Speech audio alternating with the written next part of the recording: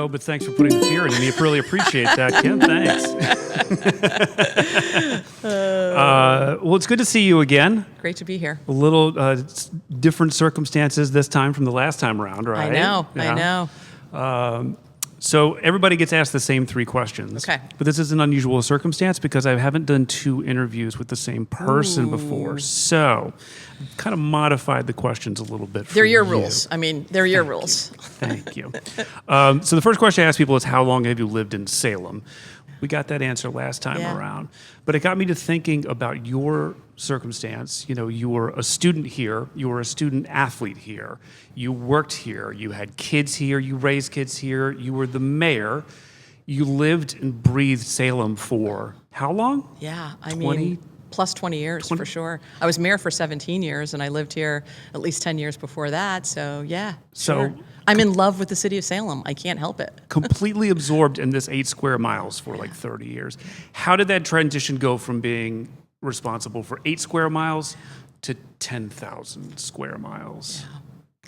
You know, I think I'm really lucky that I had this experience in Salem. If you love where you live, there's just no better job than being mayor because you can really influence things. And then to be able to take that experience, 17 years as mayor in a gateway city, chairing a school committee, trying to have a vibrant downtown and a business community, trying to keep it affordable as a place to live, to then transcend into a statewide role, I think it's just a terrific experience to have. It's never lost on me. The decisions we make in the State House, like have an impact on somebody on Main Street, are going to impact somebody who's chairing a school committee, are going to have consequences if we don't get decisions right for people's ability to have a high quality of life here. And so I'm fortunate that I fell in love with the place. I didn't grow up here. I got to choose my hometown and raise my family here, and then to be in a position to help shape the city, and then now in this role to help shape all of our communities along with Maura Healey. It's just, I'm very fortunate. So you touched on the third question I was going to ask you, so we'll move it up to 2. Okay, sorry. That's quite all right. I'm not good at this. Clearly, that's how conversations I am not good work. at this. You used a term, and I want you to clarify it for me a little bit. You said that Salem is a gateway city. What does that mean? Gateway cities are communities that once were regional, leaders within a certain part of Massachusetts. They typically had an industrial background or some kind of industry that harkens back to the day. Lowell, the Industrial Revolution. Right. New Bedford, fishing and whaling. Yeah. In the case of Salem, it was a mix of definitely industrial and, of course, the Great Age of Sail that brought prominence here. And they were also the places that welcomed immigrants, that were very livable. You'd have people speaking different languages. And I mean, that is certainly Salem. We had the Polish community, the French community, all the different churches and different neighborhoods of immigrants and where they lived. And today, these are places that, frankly, have struggled, over time to reinvent themselves, some better than others. And so we call them gateway cities. They were gateways for people coming into Massachusetts or into our country. They were gateways for new industries to be formed. They were the workers and the places that I think brought great livability to. So can you think of a specific example of something that you experienced running the gateway city of Salem and all the unique things that we have that you've been able to apply to do things in Salem apply to Western Massachusetts, to apply to Springfield or North Adams, right? 100%. Yeah. You think about education, that's like the most important work we do in government, educating that next generation. If you're in a city or a town that has a very homogeneous population, frankly, it is easier to educate everybody. Sure. You've got 12 sets of eyes, 15 sets of eyes coming back at you in a classroom, and they probably had similar backgrounds or consequences or opportunities. In a gateway city, you might have 20 sets of eyes coming back at you, some of whom have been read to since birth, every single night, others whom English is not their first language, different incomes, different support systems at home. Whether you're in Salem or you're in Pittsfield or Springfield or New Bedford, that's a real challenge. And how we approach it is, different resources, different pathways. And so I think there's lots of experiences in a gateway city that are applicable in other places and throughout the Commonwealth. And it helps drive, how do we think about investing? We really believe that everyone should have the same opportunity. If you're a kid, no matter where you live, what your zip code is, you should have the same opportunities in a state as awesome as Massachusetts. Right. And so being able to recognize that and apply that through this level with that lens, I think has been really helpful.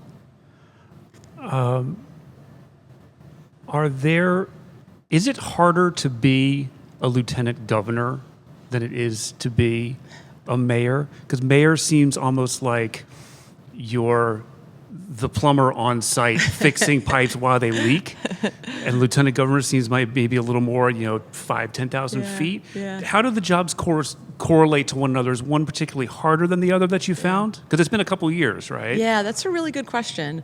I'm lucky that I serve alongside Maura. So we both come from working class backgrounds. We both played hoop in college. Oh, yeah. We both believe in the power of government to transform lives for good. And she's really, let's be a force multiplier, Kim. And so being able to use my experience as a local leader, as a local official, front and center has been fantastic. So I will say I love your plumber analogy, because I think when you're mayor, there's no hiding. You got to make decisions every day for your neighbors, for your constituents who have given you this incredible honor of their trust. And there's no better job when it comes to, you can't kick the can down the road, right? You have to solve challenges, and it's not red or blue. It's not like there's a Republican or Democratic or partisan way to get the streets plowed or fix parks or do some of the nitty-gritty nuts and bolts work of governing. And so I think that's the difference in terms of it's on you every single day to deliver for people. The curtain goes up at 7 a.m. every morning in Salem, and we got to be ready for it. And in this role, I would say you're just one step beyond that. I don't just have to worry about one city. I get to have to worry about all of them and can think about how we can be a value add. So we're not the plumber, but we're certainly making sure the plumber has the tools, the equipment, and the resources they need to do a good job. Right. Is being the lieutenant governor changed your relationship with the folks that you see on a daily basis? And because let me back up a little bit.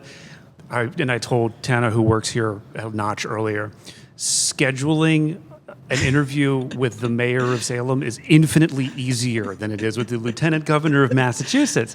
Yeah. Has your relationship with your neighbors, specifically with your relationship with the city, changed at all? Do you feel a change when you move into a different position like that?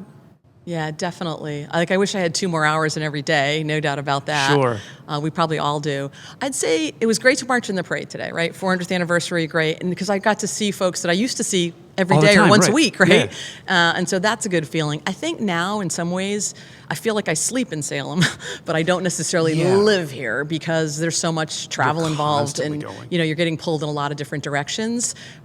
So it's great, though. When you live in a place that you truly love, and particularly in Salem, where you're in a place that other people go to vacation, there's always something special. So I don't get to partake in it as much as I like, but I still always feel like I'm a part of it, just having the experience that I've had here.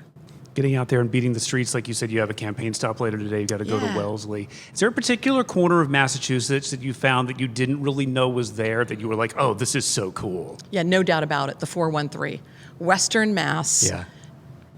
Untapped potential. Yeah. And there's more New York Yankees caps in the Berkshires because New York has figured it out, right? Yeah. We need more Red Sox caps out in Western Mass. Okay. It's such an amazing part of the Commonwealth. There are ski slopes and hiking and whitewater rafting and cycling and trails, amazing art and cultural institutions.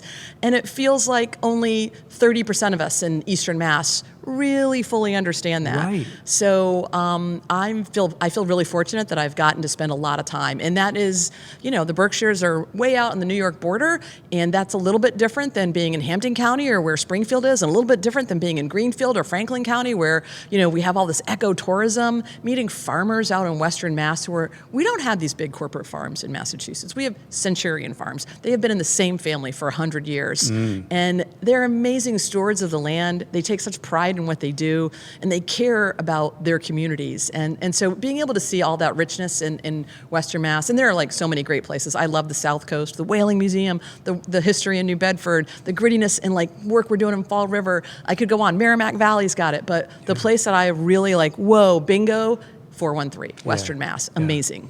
Go visit. We went to North Adams a few years ago, and it was we're going to get out of town. We're going to see nobody that we know. We're going to, we went to Mass Mocha and all that stuff. And we walk into a brewery, and I don't like Notch here, and literally walk in the door, and someone goes, "Oh, George's mom," and we were like, "Are you kidding me?"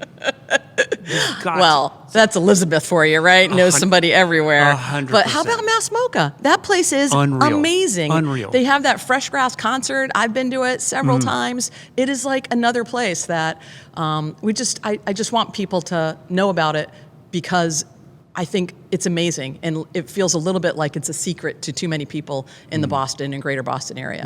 Yeah. When I spoke to Mayor Pangallo, we talked about the Salem 400 plus celebrations and the kind of groundwork that had been laid for when he came in.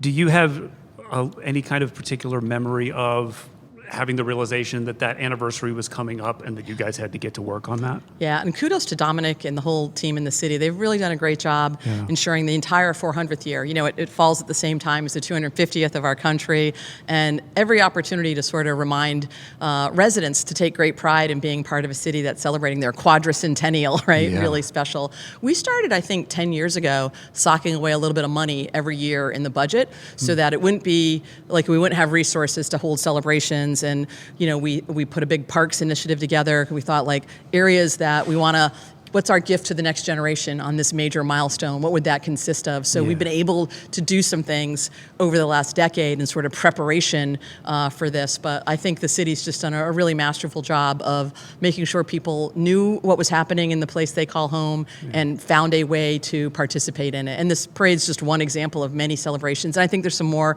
yet to come as we close out the year, too. Including Citizen Salem, going to be on display in Old Town Hall. Excellent. Which is exciting. And then later in September, my friend Sarah and I are putting on Salem the Game Show. And I cannot wait for that. I'll be sending your press folks an invitation for you. Oh, sign us up. Don't threaten me with a good time. All right, they've got a brewery to open, and then you've got Wellesley to get to. Yes, I do. It was a pleasure. And in setting this outro up in my head, I was going to say Mayor Driscoll because old habits die hard. Lieutenant Governor Driscoll, thank you for your time. Thanks, Chris. Once a mayor, always a mayor. That's for sure. All right, take care. You are so good at this. You make everybody feel so comfortable. Oh, thank you.